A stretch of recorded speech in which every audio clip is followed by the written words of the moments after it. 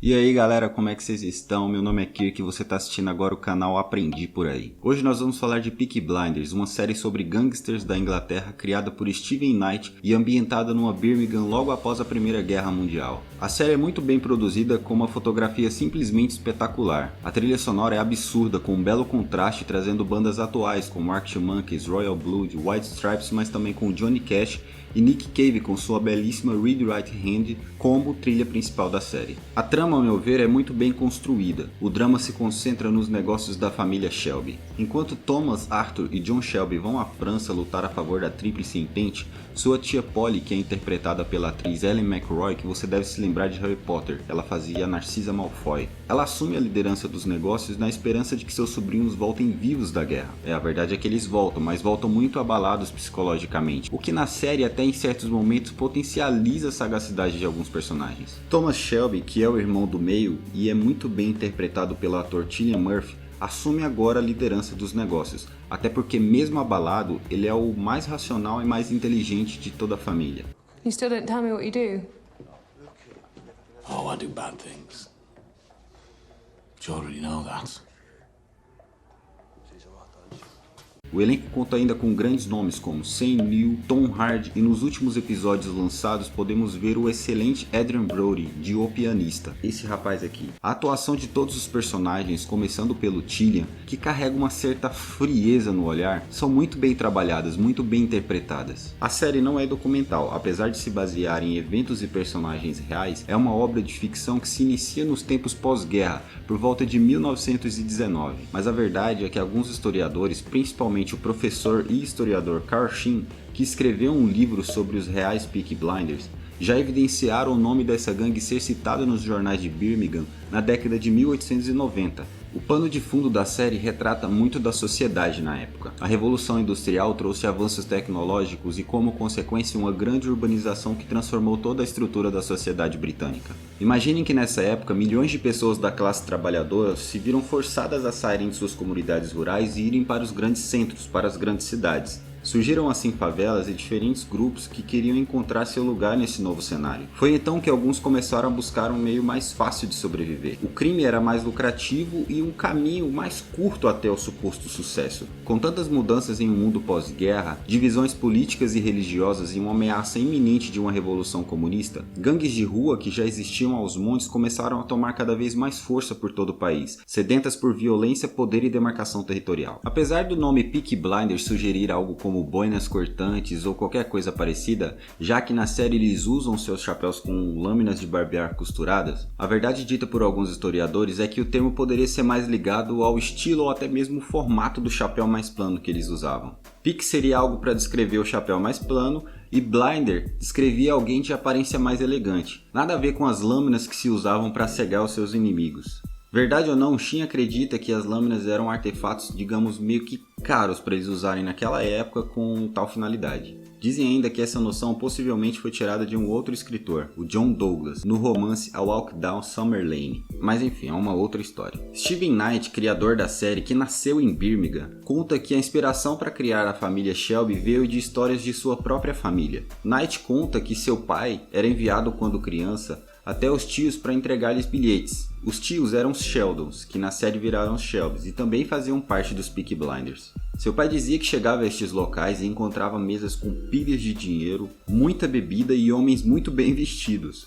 A pesquisa do professor Carl Sheen demonstra que inicialmente havia um grupo de jovens chamado como Sluggers, que aterrorizavam as pessoas na região de Small Heath, que é uma área ao sudeste de Birmingham. Certa vez, um homem chamado George Eastwood pediu uma cerveja de gengibre em um pub onde se encontravam alguns membros dessa tal gangue dos Sluggers. George foi altamente ridicularizado por pedir aquele tipo de cerveja. Não dando bola para os garotos, ele foi desafiado a uma luta e ele a negou.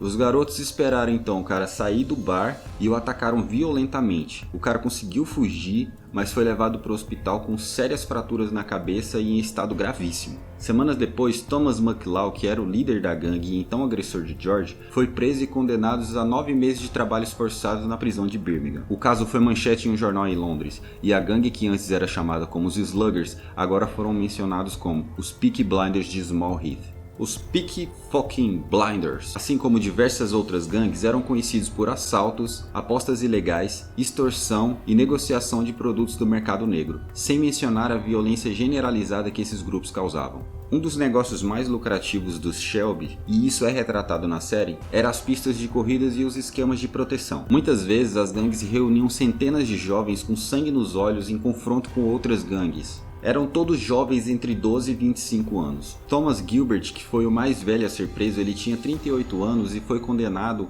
por falsos pretextos. Aparentemente o cara não sabia de nada que estava acontecendo.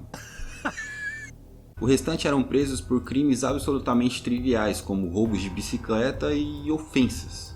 Não existia um Thomas Shelby, mas existia um Billy Kimber, que na série veio de Londres, mas que o historiador Shin descobriu que na verdade ele veio de Birmingham e que ele governava todo aquele território ali. Kimber era um homem carismático, muito inteligente e que sabia lutar. Ele fez grandes alianças com Londres e acabou se tornando um dos maiores e mais poderosos gangsters da Inglaterra, liderando a gangue dos Brummagem Boys, ou os Garotos de Birmingham. Assim como Kimber, Darby Sabine e outros nomes realmente existiram. Nesse período, como eu já disse, haviam várias gangues espalhadas por toda a Inglaterra. Eu separei o nome de algumas gangues e vou falar rapidamente um pouquinho sobre elas. 40 Elephants, 40 Elefantes ou os 40 Ladrões. Era uma espécie de sindicato do crime feminista, liderados por Alice Diamond, ou como era conhecida, a Rainha dos Ladrões. Eles eram especializados em roubos de lojas, principalmente os de joias valiosas. Sua primeira aparição nos jornais foi em 1873, mas eles já existiam muito antes disso. Eles eram aliados do também grupo criminoso, os chamados Elephant and Castle Mob. Liverpool foi o lar de diversas gangues criminosas, e a mais temida sem dúvida eram os High Hip Gangs, que se tornaram conhecidos após um ato de extrema violência que acabou levando à morte de um marinheiro espanhol, que foi brutalmente espancado e esfaqueado até a morte em 1884. O caso foi descrito como pura violência aleatória, onde não se existia qualquer motivação para tamanha brutalidade. A gangue espancava e alvejava trabalhadores a caminho de suas casas sem qualquer motivação. Era apenas por puro prazer em ser violento e repugnante, o que levou a vários membros serem executados anos mais tarde após outros atos repugnantes de violência gratuita.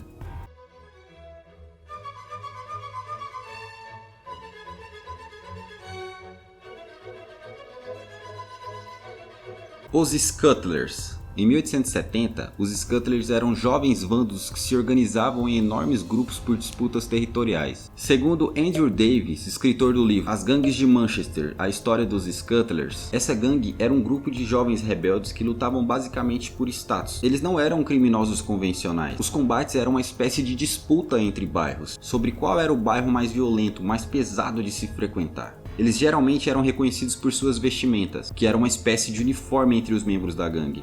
Sapatos com pontas de metal, calças boca de sino e cachecóis ou lenços bem mais chamativos. O corte de cabelo é semelhante ao que é mostrado em Peaky Blinders. Nas laterais e atrás eram mais curtos e na frente era deixada uma leve franja. Entre outras ferramentas, os membros costumavam usar facas e pesados cintos de fivela, que normalmente vinham decorados com desenhos de serpentes ou escorpiões. Os jornais da época dizem que raramente as vítimas eram mortas. A principal intenção do grupo era mutilar ou desfigurar os seus oponentes. Realmente eram tempos difíceis esse final de era vitoriana na Inglaterra.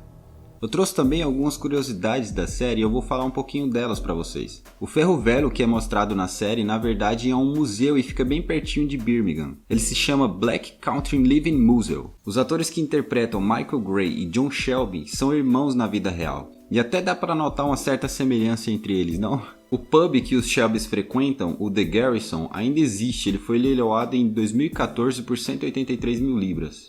Snoop Dogg, entre outros artistas, é fã da série e até se reuniu com Steven Knight, o criador, para falar sobre as gangues e sobre como ele se envolveu com algumas no passado. David Bowie também era fã da série e amigo do Cillian. Ele até enviou certa vez uma foto se vestindo de Peaky Blinders, até com lâminas costuradas em sua boina. Cillian conta que enviou de volta uma boina que eles usaram na primeira temporada da série como presente para ele. Steven Knight conta que Bowie estava interessado em ter suas músicas na série antes de morrer. Infelizmente o fato ocorreu, mas na terceira temporada, no 5º episódio, eles fizeram uma bela homenagem a ele, usando a música Lazarus e fazendo uma bela referência ao clipe do Bowie.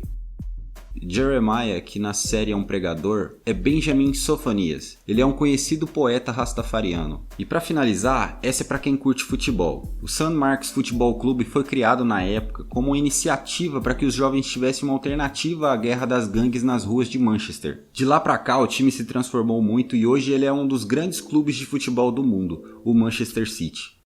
Bom pessoal, esse foi o vídeo de hoje. Se você gostou, deixa um like aí pra gente, se inscreve no canal que a gente vai tentar trazer outros vídeos com histórias e curiosidades sobre séries, filmes, livros e qualquer outra coisa que a gente quiser aprender por aqui, valeu? Então, muito obrigado e até mais.